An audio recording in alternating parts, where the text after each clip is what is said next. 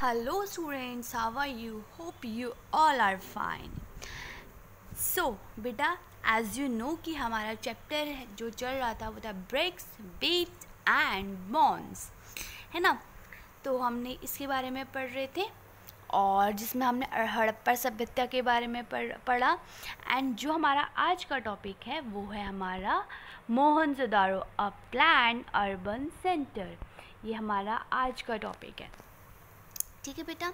तो हम स्टार्ट करें। जैसे कि मैंने आप सभी को बताया था लास्ट क्लास में कि अगर आपने मोहनजोदारो मूवी देखी होगी तो आपको उसमें से काफ़ी सारी चीज़ें आपको समझने को मिली होगी और आपने को देखने को मिली होगी, है ना।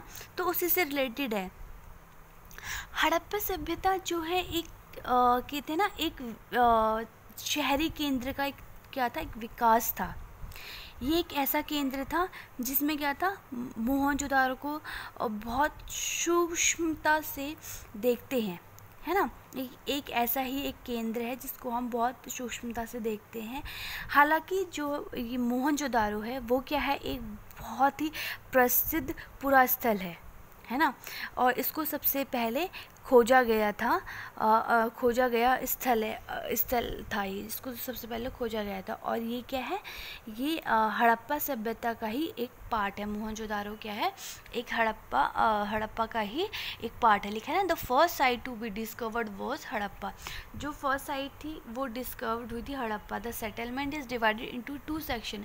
जो वहाँ की सेटलमेंट थी, है ना, तो वहाँ उसको क्या किया गया था, 2 सेक्शंस में डिवाइड किया गया था। एक तो था स्मॉलर, है ना, इसमें लिखा है, जो कि बहुत छोटा था, और एक जो था वो क्या था, बहुत ही बड़ा था, है ना। तो इसमें क्या किया था, इसको 2 में इसको डिवाइडेड किया गया था, ठीक है। एक बार इसको रीडिंग कर ले। Perhaps the most unique feature of the Harappa civilisation was the development of urban centres, है ना। Let us look at on such centre Mohenjodaro more closely. Although Mohenjodaro is the most well known site, इसके बारे में सबको पता होगा। और द जो फर्स्ट साइट थी जो डिस्कवर्ड हुई वो थी, क्या थी, आपकी हड़प्पा थी, है ना। तो इस और जो फिर इसके बाद के यहाँ की जो सेटलमेंट थी वो 2 पार्ट सेक्शंस में डिवाइडेड थी। मैंने आपको बता दिया, एक तो जो था वो क्या था, छोटा था, और जो दूसरा था वो बहुत ही अधिक बड़ा था।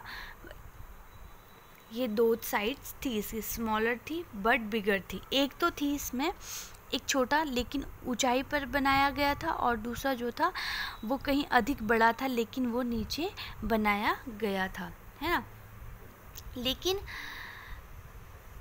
लेकिन जो हमारे आर्कियोलॉजिस्ट है ना, जो कि हमारे पुरातत्वविद हैं, पुरातत्वविद मीन्स जो पुरानी चीज़ों के बारे में खोज करते हैं, उनके बारे में देखते हैं, वो थे। उन्होंने ऐसे archaeologist design these as the citadel and the lower town respectively. तो उन्होंने क्या किया, जो ऊँचे थे, है ना, और निचले शहर का उनको नाम दिया। दुर्ग की ऊंचाई का कारण था कि जो दुर्ग थे उनकी ऊंचाई का कारण थे कि यहाँ की संरचनाएं, जो ईंटें चबूतरे थे, वो काफ़ी ऊपर थे, है ना।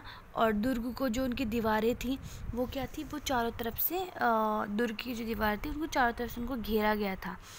और जिसका अर्थ क्या था, इसके जो निचले हिस्से से अलग था। मतलब जो दुर्ग होते थे, आपने देखा होगा वहाँ पे मूवी में भी, जो ऋतिक की जो मूवी थी उनमें क्या था, वो नीचे गांव में रहता था, और जो दुर्ग जो था वो ऊंचाई पर था, और वो शहर था, और जिसको क्या कहते हैं, चारों तरफ से ऐसे घेरा गया था। और जो आपने ये भी देखा होगा, जो ऋतिक थे वो शहर में जाते थे कुछ बेचने के लिए, कुछ सामान वगैरह बेचने, वो शहर, और वो काफ़ी ज़्यादा ऊंचाई पे थे, है ना। उन्होंने जो वहाँ के आर्कियोलॉजिस्ट थे उन्होंने डिज़ाइन किया this citadel and lower town respectively. The citadel owner its height on fact that building were the constructed on mud bricks. और जो वो साइट्स थी, फैक्ट था, जो साइट्स थी वो क्या है, मड ब्रिक से बनी हुई थी। It was weld which mean that it is a physically separated from the lower town. और उसको जो है, जो दुर्ग को जो है वो सेपरेट किया गया था लोअर टाउन से, जो नीचे जो बनाया गया था उससे अलग किया गया था। देन उसके बाद क्या, जो निचला जो शहर की जो निचला जो शहर भी जो है दीवारों से घेरा गया था। जो अगर नीचे की बात करें, जो निचला टाउन इन जो निचला पार्ट था उसको भी क्या है, उसको भी दीवारों से घेरा। ऊपर वाले जो दुर्ग था वो ऊंचाई पे था और बाकी जो है नीचाई पे था, दो उसमें डिवाइडेड था, है ना। जो ऊंचाई पर जो था दुर्ग था उसको चारों तरफ मड और ब्रिक से बना हुआ था वो, और उसको चारों तरफ क्या घेरा गया था। लेकिन अगर नीचे की बात करें, जो नीचाई पे जो शहर था उसको क्या है, उसको भी चारों तरफ क्या है घेरा गया था, उसको भी चारों तरफ दीवारें बनाई गई थी। और इससे अतिरिक्त क्या था, उसमें कई भवन को जो उनके कई भवन थे और ऊंचे जो चबूतरों से बनाया गया था, ऊंचे भवनों और ऊंचे चबूतरों से उनको क्या किया था, बनाया गया था। ठीक है। उसके बाद क्या था, जो नींव का जो कार्य था उसका अनुमान लगाया कि यदि एक श्रमिक प्रतिदिन 1 घटिया मीटर मिट्टी ढोता होगा तो मात्र आधारों को बनाने के लिए ही 40 लाख श्रम दिवस अर्थात बहुत बड़े पैमाने पर श्रम की आवश्यकता पड़ी होगी। मतलब उसको बनाने के लिए काफ़ी ज़्यादा मेहनत की ज़रूरत पड़ी थी, है ना।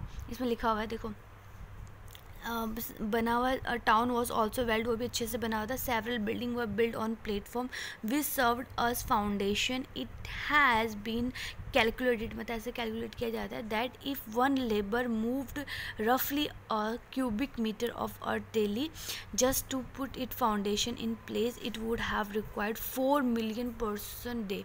एक दिन में इतने चाहिए होंगे। In other world the mobilising labour on a very large scale, और उसको श्रम की आवश्यकता, उसको बनाने के लिए बहुत बड़े पैमाने पर क्या है, श्रम की भी आवश्यकता पड़ती होगी। फिर आगे क्या था, अब कुछ और देखें। एक बार चबूतरा जो था वो बनाने के बाद शहर का जो सारा जो भवन जो निर्माण था, है ना, पूरा जो भवन निर्माण था वो क्या है, चबूतरे पे एक निश्चित क्षेत्र तक सीमित था, है ना।